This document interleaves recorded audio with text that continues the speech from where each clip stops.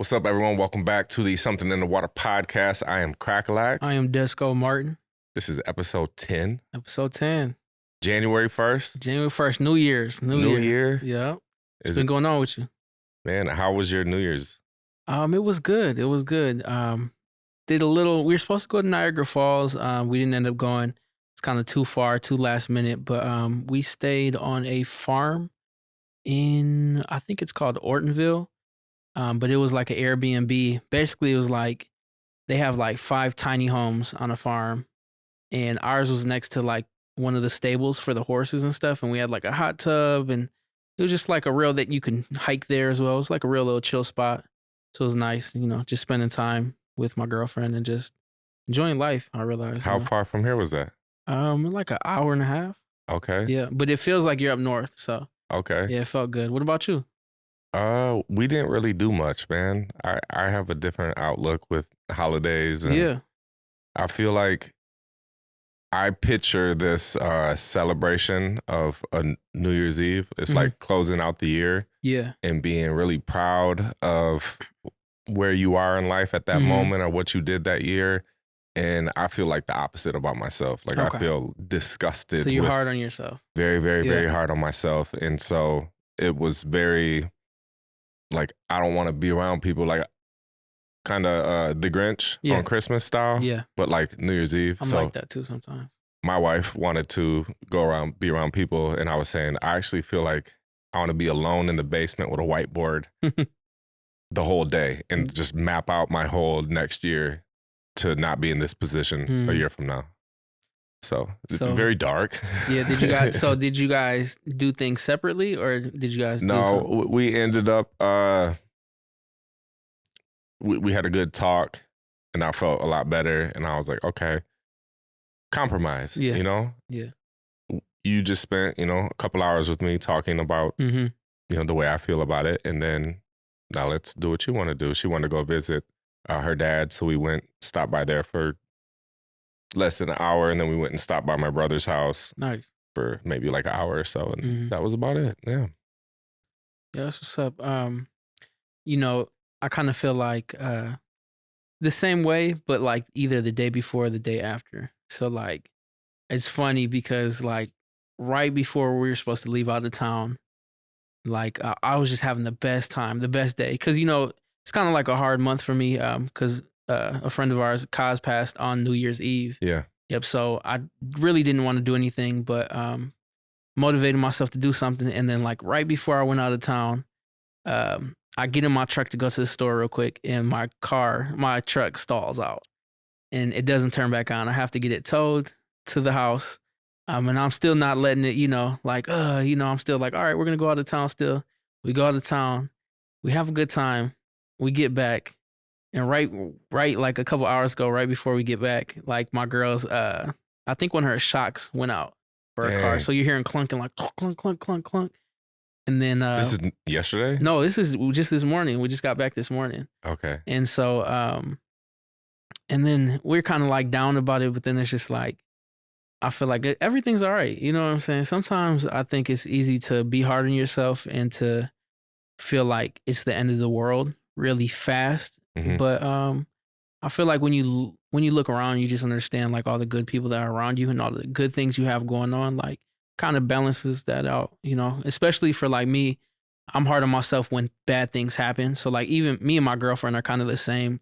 So we have to kind of like talk through it. We need a couple hours to just, let it go through our heads. But after that, I think understanding that everything is all right, even when it's bad, is like the best thing I can think of at the time. You know what I'm saying? How are you right when something goes bad? Let's say right now, boom, the truck thing happens.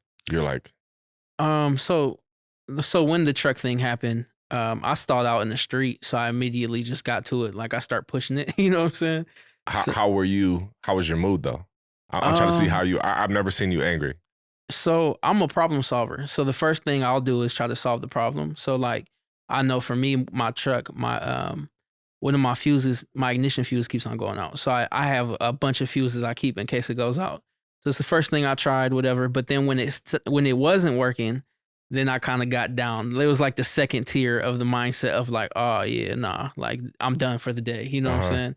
And I don't think I get mad, but I really start to like mentally like give up. You know what I'm saying? And so Is it disappointed? yeah, Let yeah, down?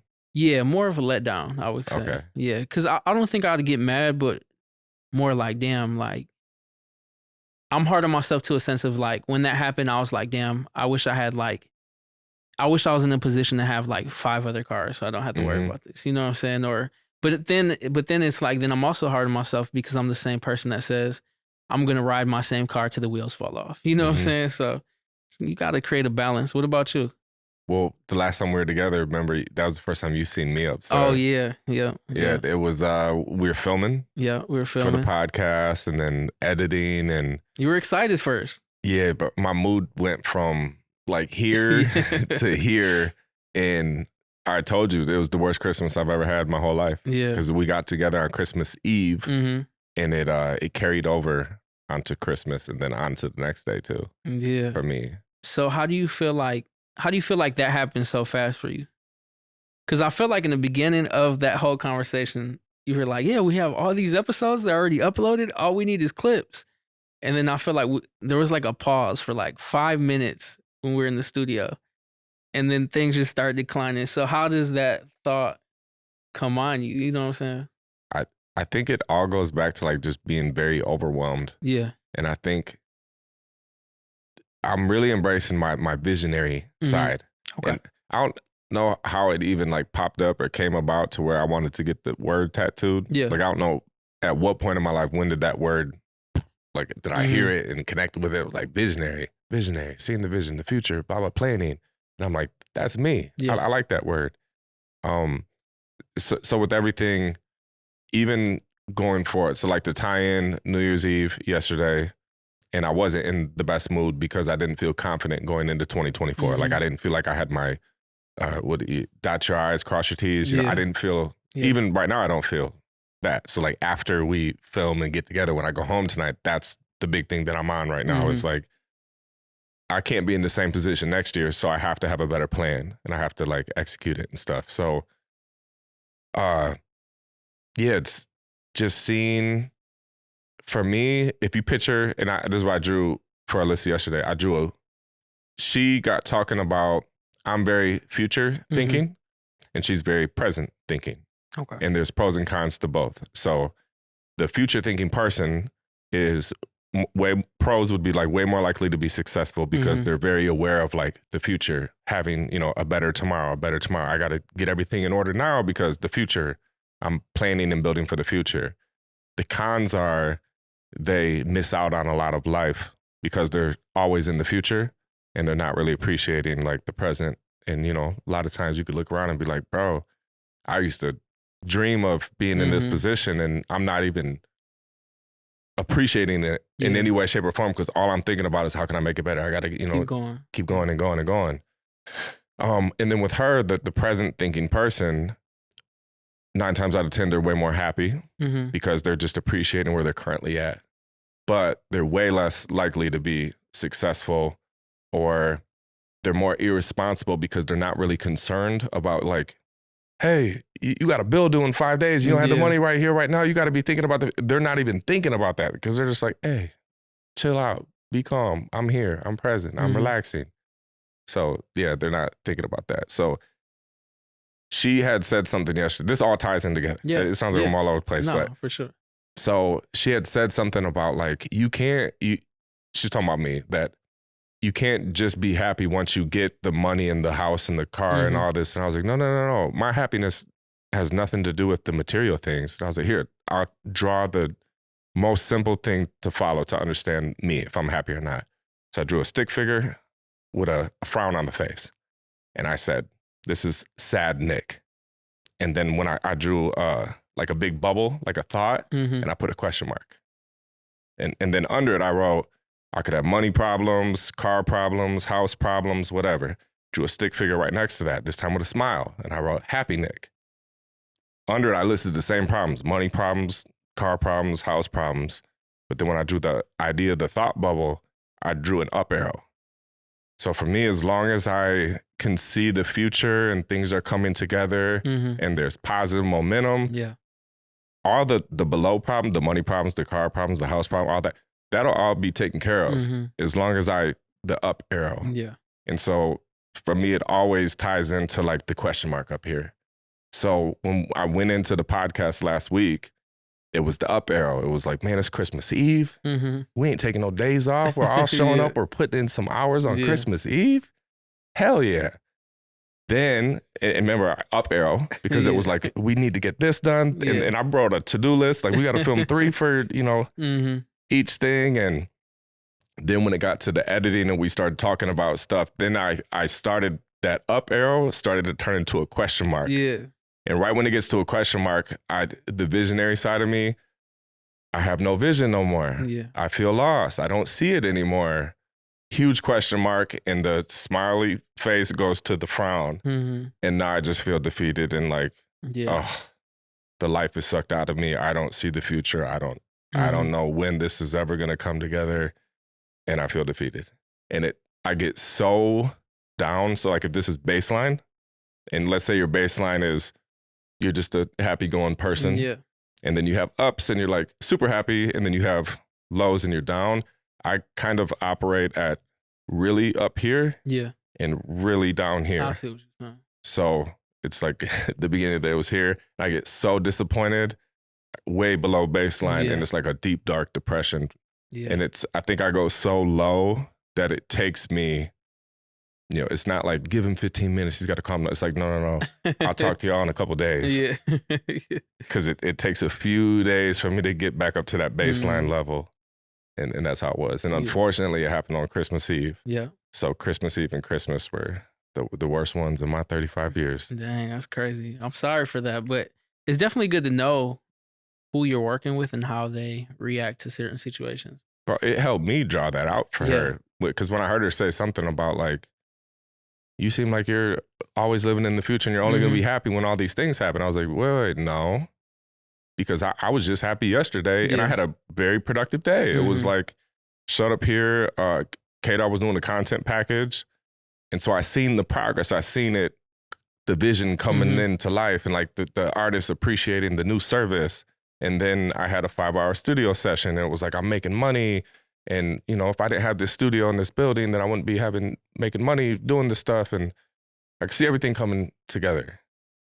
And so when I drew it out and simplified it, that was it, Yeah. So do you feel like having, because like for me, for instance, like, at least I know like for my girlfriend, so being around people for so long made me understand how to react around other people, if that makes sense. So like me and my girlfriend, we're always talking about stuff.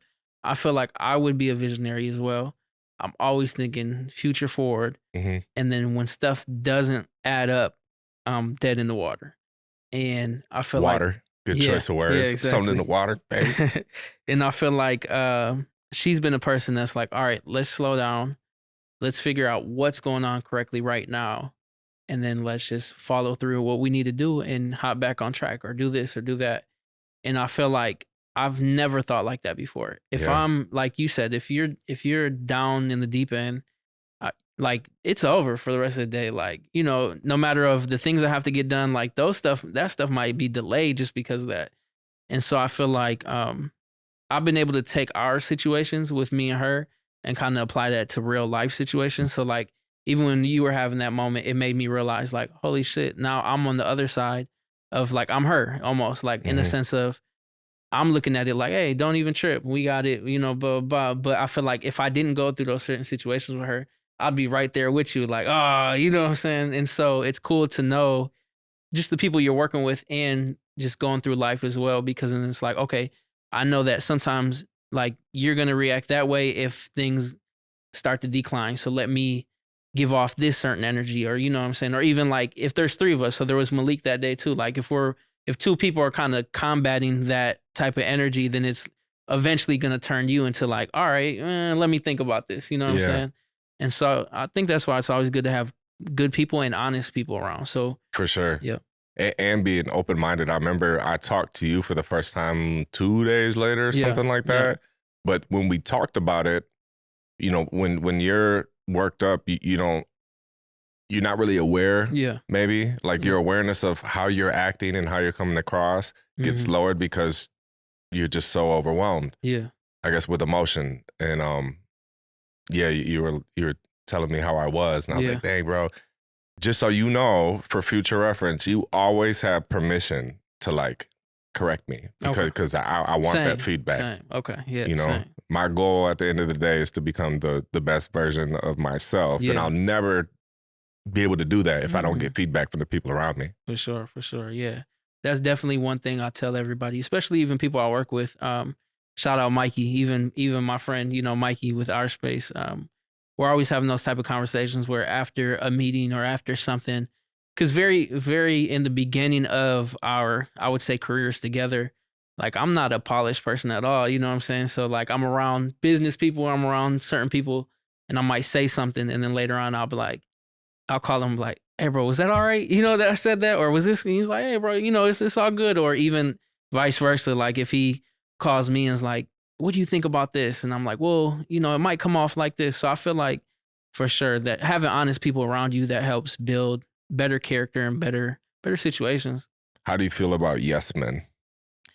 Because there's a lot of people out there that are so afraid of feedback and criticism and stuff that they don't like it. Yeah. Because it is uncomfortable for someone to be like, yo, Martin, you were acting like a bitch yesterday. Yeah. Some people are going to be like, what do you mean? No, I wasn't. And get defensive. I would say, so are we talking about, okay, so there's two things. So to people who are yes men, I'm very hard on those people. And not like, cause there's plenty of people around who just even don't want to be confrontational in that sense. And I feel like if we're in a team, I've been on teams with people like that, and I'll bring that out of them. Like I'll let them know, like, we need you to be honest. You know what I'm saying? And so, and then the other way around, if you're somebody who doesn't like that type of criticism, then you're not going to grow. Like there's no growth in that. Like, cause I mean, we've all been there. I mean, I'm sure we've all been there at a younger point of our lives of feeling like, I don't want to hear nothing but good shit about anything I got going on, whether that's music, beats, or whatever. I remember I used to get around my friends and like, some people would be like, oh yeah, like them beats is hard. You know, I'm making beats and shit. And I remember one day it changed my life. And I think about it to this day all the time. I forgot who said it, but I remember one of my friends came over and I was showing him this sweet ass beat that I made. He was like, bro, I ain't gonna lie, like, why do all your beats sound like video game songs, like video game music?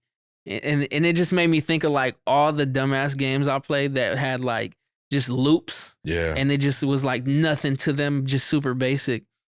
And in the moment, I'm like, nah, like, you know, like, what is he talking about? But it made me better because it's like, from his perspective, that's what he's seen. And so from my perspective, it was like, okay, let me take that, let me engineer it a little bit more, and let me see how I can come off in a different way to the same person sometimes. You know what I'm saying? I don't know if that makes sense, but it's all about growth. You know what I'm saying? So. They say there's truth, even like with haters and stuff. Yeah. Maybe not all the time. Yeah. Okay, maybe not most of the time, but sometimes there's truth in the hate. Yeah. Like if someone's pointing out something and it's like a hater comment, but you may think to yourself like, they're kind of right. Yeah. Yeah, for sure. Even I remember we did a music video. You did one of my music videos. And I remember there's only one comment on there for a long time. And it was the beat is sweet, but the rapper is trash.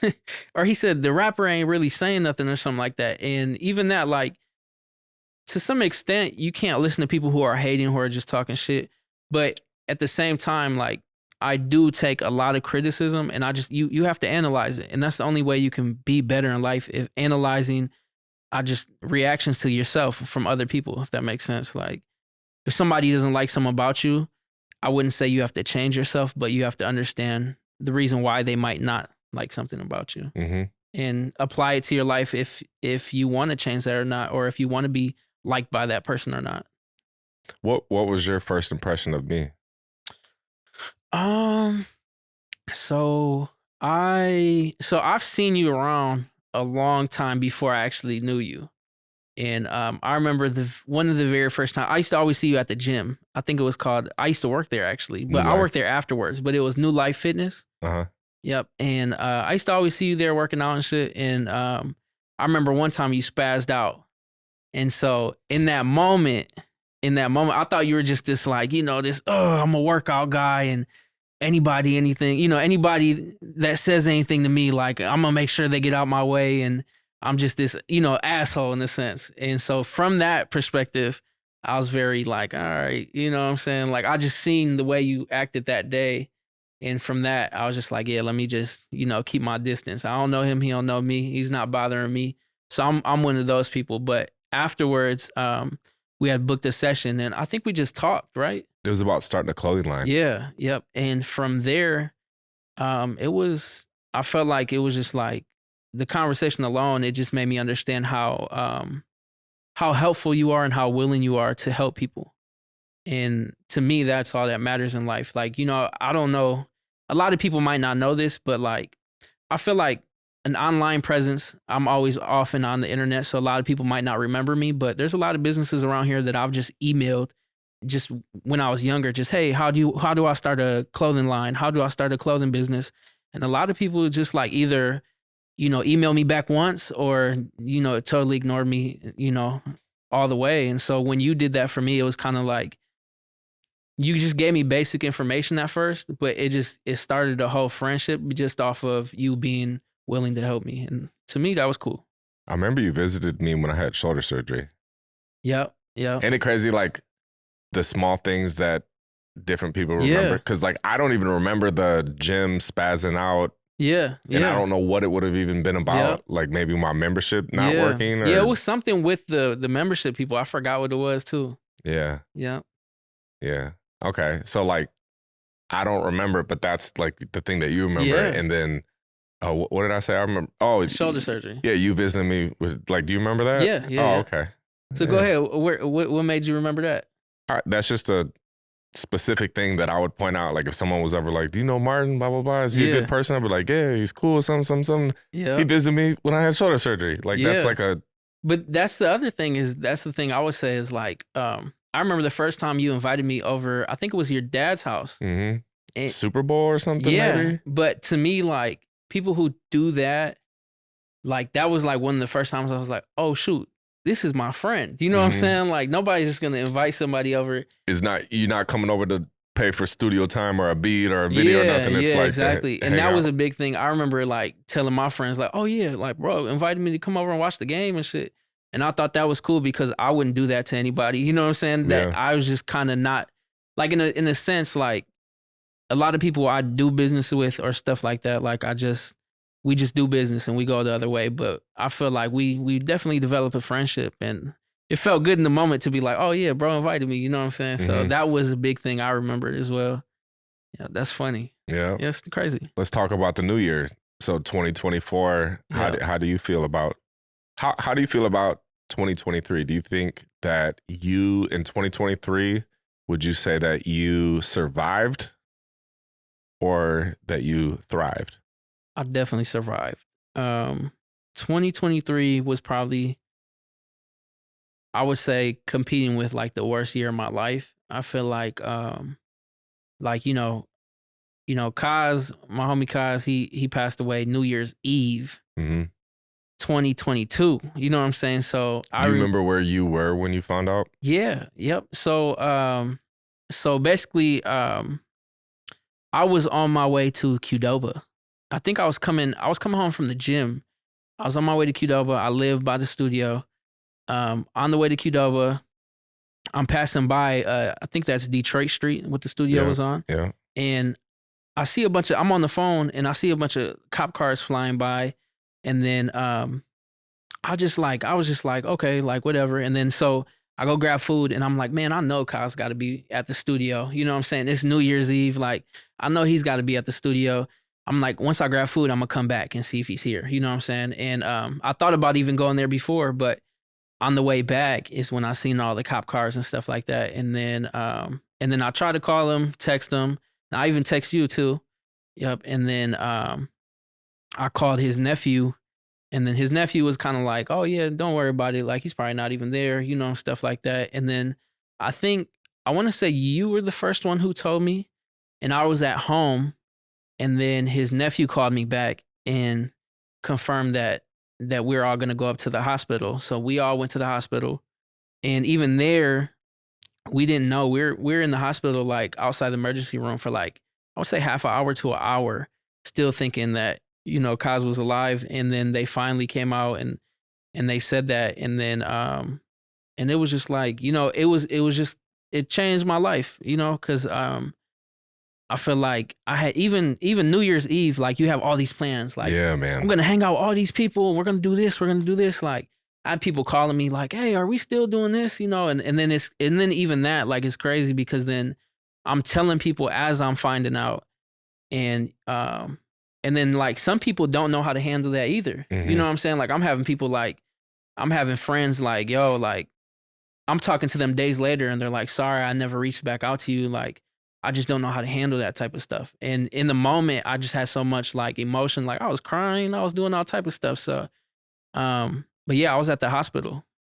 And then once that happened, it was just like everything was kind of downhill after that. I feel like waking up, I feel like having the anger from that, waking up every day for like the whole 2023, like it was hard trying to get that, that emotion off of you, you know what I'm saying? And then just, just going through that. Me and Kaz were working on a like an album. Yeah. And then not even about the music, but like that's the last thing I really even like remember. But it's just like even that thinking about, I feel like let me think about this. So I feel like doing music has always been like a therapy to me, you know? So like doing it with my friend, it was kind of like, I would say Kaz was like a therapist, you know what I'm saying? And so being able to talk about whatever and knowing that was like my good friend, and then losing that, and then it's just hard to start things back up. You know what I'm saying? Yeah. Yeah, I think for me, it was definitely a surviving year. Yeah. Probably one of the top worst years of my life also. Yeah. I was really excited. All last year, I had learned a lot about like vision boards and planning and setting goals and stuff. So I was super excited for like New Year's Eve. We had talked about Alyssa and my daughter to do this like vision board New Year's Eve thing celebration. And yeah, it was like 3 p.m. of that day where I was just gonna like, hey, I'm gonna go to the gym and I'll be back in a little bit. And then just the first call I got was my brother went to school with some guys that are police officers. And so they knew that like Cracka and Studio. So my brother got a call from one of the officers saying, there's a shooting at your brother's studio. Like we need to get into his studio or something, or like he needs to check his cameras or stuff like that. And but yeah, that was the first, like my brother saying that there was a shooting at the studio, and my first thought was like, artists, maybe artist crossing path. I never even like considered the producer or the engineer, But yeah, that definitely was a huge setback. Very dark, like I was saying, like baseline, and then below it was super below for. And you even had to shut the studio down for 7 months, man. So since I was 15, I had never took like basically just about every single day I had did something music related, studio related, beat related, and I had never went long without, doing it. And it made me question a lot of stuff. A lot. Like, do I even want to do I want to open a new studio, or is this a sign? Like I was just questioning everything. Like, is this God telling me don't do it no more? Is this God saying, move on, like get a bigger, better studio? Like, I didn't know. And it was 7 months of questioning things. And then, here we are now. And I feel like, I guess on a positive note, outside of all that, how do I feel about 2024?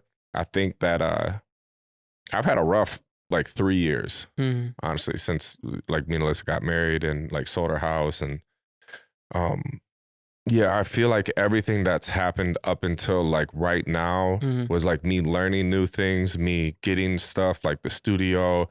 I put tens of thousands of dollars into it these last 4 or 5 months.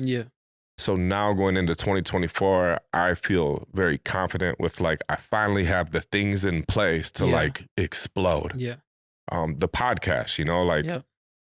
all last year it was figuring out a way to do a podcast, to do clips, to edit it faster. How can we make this thing work? And then it's like, I feel like we figured out the formula and now we're like rocking and rolling. And so like to be filming again on the first day of the year, this shit fills my cup. Yeah. So now it's like setting the tone for a great year.